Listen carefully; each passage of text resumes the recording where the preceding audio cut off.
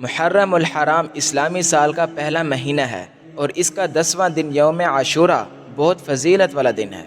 قرآن میں اللہ تعالیٰ نے 12 مہینے مقرر فرمائے ہیں، جن میں سے محرم بھی ایک ہے۔ ان عدت الشہور عند اللہ 12 شہرا فی کتاب اللہ۔ حقیقت یہ ہے کہ اللہ کے نزدیک مہینوں کی تعداد 12 مہینے ہیں، جو اللہ کی کتاب یعنی لوح محفوظ کے مطابق۔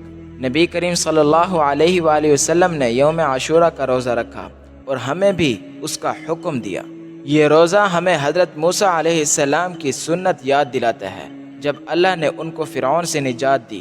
لہٰذا عاشورہ کا روزہ رکھنا نہ صرف ایک سنت ہے بلکہ سال بھر کے گناہوں کی معافی کا ذریعہ بھی ہے۔ نبی کریم صلی اللہ علیہ وآلہ وسلم نے فرمایا کہ اگر اگلے سال زندہ رہا تو 9 محرم کا روزہ بھی رکھوں گا۔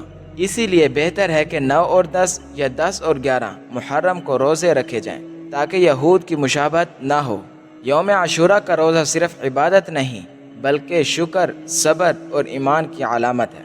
آئیے اس مبارک دن پر روزہ رکھ کر اللہ کی رضا حاصل کریں اور پچھلے سال کے گناہوں کی بخشش پائیں۔